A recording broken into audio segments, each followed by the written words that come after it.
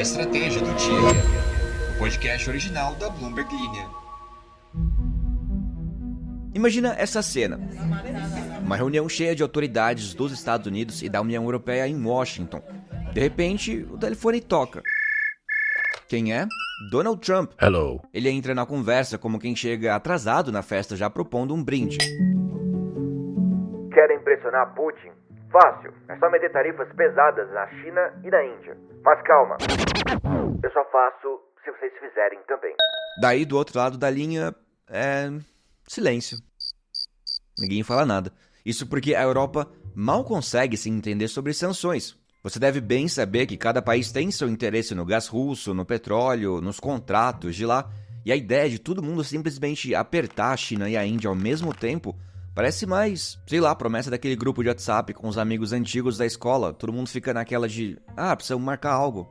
Mas quando você vê, já estão há 15 anos nessa história. E lá do outro lado, enquanto isso, Putin ignora convite de paz como se fosse eu aqui no meu bairro em São Paulo, ignorando panfletos de apartamentos para vender. Gente, eu não vou gastar 2 milhões no kitnet. Desistam. Mas bom, além disso, Xi Jinping fecha então acordos de energia com Moscou, Modi tá sorrindo nas fotos e o mundo segue nesse jogo de empurra. Quem que vai se mexer primeiro? E Trump, ele continua nessa linha entre ameaça, bravata e estratégia. Ele já dobrou tarifas contra a Índia, fala em negociar com o Modi, mas com a Rússia mesmo ele segue poupando ação direta. Então, hoje nesse episódio nós vamos te contar essa história de tarifas, sanções e diplomacia que parece mais uma novela, quase um vale-tudo versão geopolítica. Vamos chamar de vale-tarifa. E bom, você já ouviu falar em dar um jeitinho no planeta? Pois tem gente propondo soluções, digamos, bem criativas e também perigosas para resfriar os polos da Terra, desde jogar partículas refletivas na atmosfera até colocar cortinas no mar ou espalhar algas como se fosse Aquele cara que coloca sal na carne de um jeito extremamente desnecessário, sabe? Com o cotovelo pra cima. Você tá imaginando a cena, não tá? E bom, o problema disso, não o da carne, mas sim o das soluções aí pro meio ambiente, são as que os cientistas dizem que essas ideias, além de serem extremamente caras, Mais caras que esses kitnets aqui do lado? são inviáveis e podem causar mais estrago do que benefício. Então é como se você tivesse um congelador quebrado e você tentasse consertar com fita adesiva e glitter. Não vai adiantar. Então, hoje a gente fala sobre essas propostas maluquinhas, por que elas ganham tanta atenção e o que realmente pode e deve ser feito para enfrentar o aquecimento global. Então, fiquem ligados no episódio de hoje, que está bem interessante. Caso você não siga o nosso podcast, é só seguir, entra aqui no nosso perfil, põe para seguir, assim você fica atualizado todos os dias do que acontece no Brasil e no mundo. Lembrando que tem episódios todos os dias, de segunda a sexta. Então, fica aqui com a gente. Pois o presidente Donald Trump resolveu propor uma jogada arriscada na política internacional. Ele disse para líderes europeus que está disposto a colocar tarifas pesadas contra a China e Índia, mas com uma condição: ele só faria isso se os países da União Europeia também toparem seguir o mesmo caminho. Essa fala aconteceu durante uma ligação de Trump para uma reunião em Washington, onde estavam altos funcionários dos Estados Unidos e da União Europeia.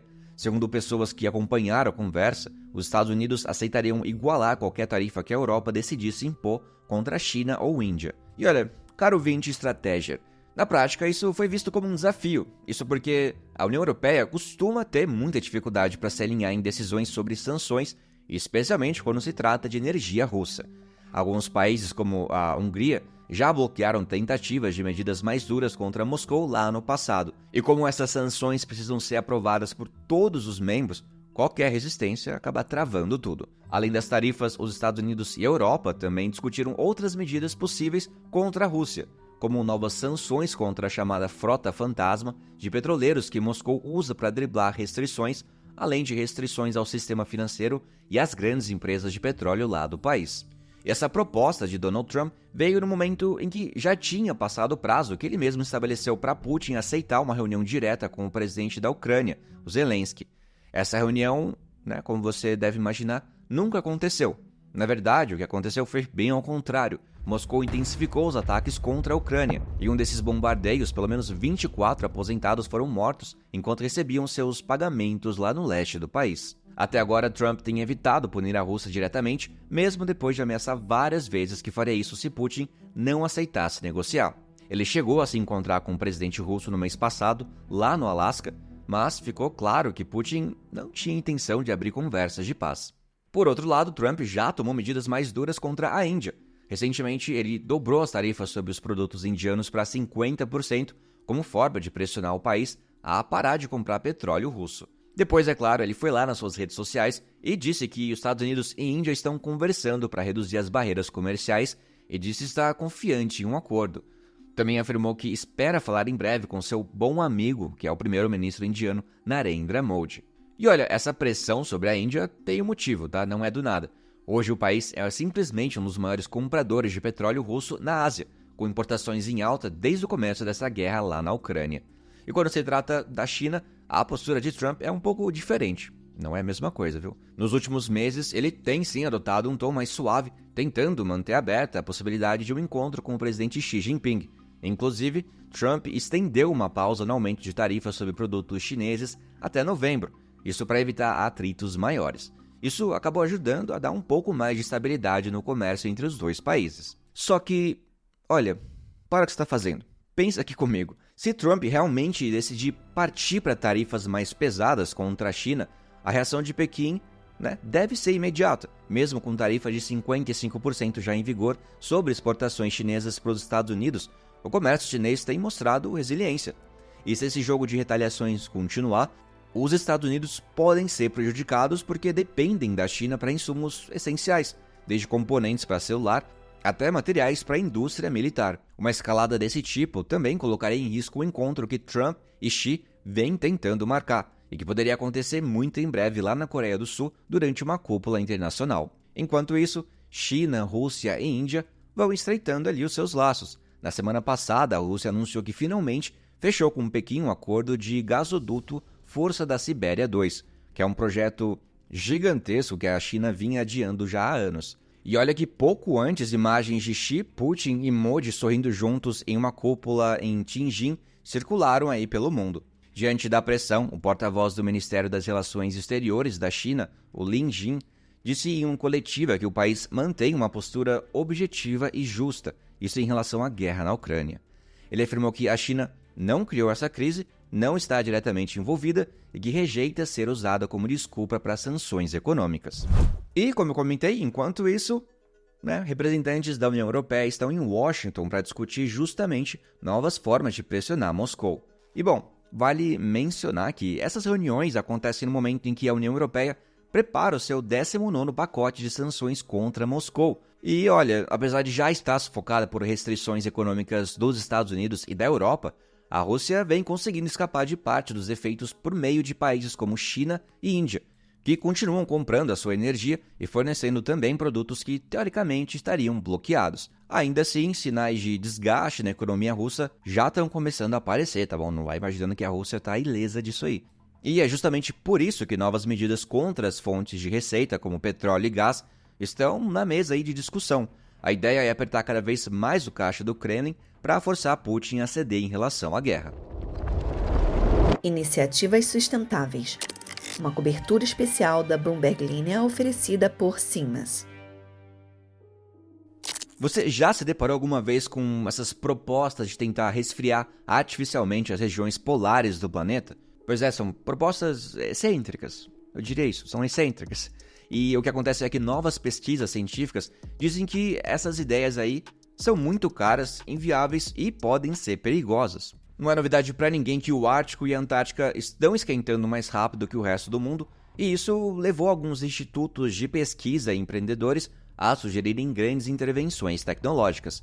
Entre essas ideias estão, por exemplo, jogar partículas refletivas na atmosfera para diminuir a entrada de luz solar. Tem também a ideia de criar cortinas, entre aspas, no mar, para impedir que a água quente derreta as geleiras, e até colocar nutrientes nos oceanos para estimular o crescimento de algas que absorvem carbono. Mas, de acordo com um artigo publicado nesta terça-feira na revista Frontiers in Science, nada disso é viável e pode até causar danos irreversíveis nos polos.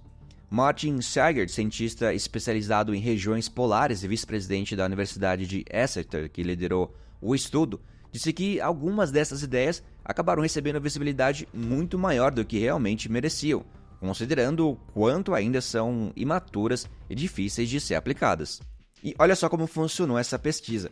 um grupo de mais de 30 cientistas avaliou 6 critérios para analisar as propostas mais conhecidas aí de resfriamento polar. Entre elas, espalhar esferas de vidro para refletir a luz do sol, pulverizar a água do mar para engrossar o gelo marinho e perfurar geleiras para retirar a água subterrânea, e assim tentar desacelerar o deslizamento delas em direção ao oceano. A conclusão ela foi clara. Todas essas ideias exigem tecnologia e recursos em uma escala muito além do que temos hoje. Inclusive, muitas delas também esbarram no fato de dependerem de tecnologia ainda não comprovadas, aplicadas justamente em algumas das regiões mais frias e isoladas do planeta. Além disso, seria quase impossível regular tudo isso por meio de acordos internacionais. Se por acaso algum país tentasse agir por conta própria, isso poderia aumentar as tensões globais. Que, vamos combinar, já estão altas o suficiente. E claro, a União Europeia está entre os que defendem que as consequências dessas ideias sejam bem avaliadas, já que poderiam afetar até a produção de comida e o abastecimento de água no mundo inteiro. Mesmo estando em fases iniciais, essas tecnologias de geoengenharia estão chamando cada vez mais atenção porque os esforços internacionais para reduzir as emissões de gases do efeito estufa estão patinando. Sem trocadilho intencional. Os cientistas alertam que a cobertura da mídia sobre essas propostas é muito maior do que a visibilidade real e que isso acaba desviando o foco aí do que realmente funciona, que seria investir em adaptação e principalmente na redução das emissões de carbono, algo que, segundo eles, pode reverter as tendências de aquecimento em algumas décadas. Mas olha isso, em contrapartida, quem defende estudar mais a fundo o resfriamento dos polos argumenta que alguns cientistas rejeitam rápido demais ideias que parecem não naturais. Para esses defensores, o risco do aquecimento global é tão grande que não dá para descartar alternativas sem antes testá-las. E um outro grupo de cientistas publicou um artigo separado na mesma revista. Eles dizem que décadas de lobby não conseguiram gerar vontade política ou apoio público suficientes para uma descarbonização profunda. Então eles afirmam que, nesse cenário, é eticamente necessário estudar qualquer alternativa que possa ajudar a desacelerar o aquecimento global. Será que já sugeriram instalar um ar-condicionado gigante por lá? Não acho impossível. Preciso pesquisar isso. Bom, eu sou o Alan Blanco, as informações são da Bloomberg News. E, gente, muito obrigado pelo comentário. Do episódio passado, eu tinha pedido feedback sobre que tipo de matéria vocês querem ouvir mais nesse podcast.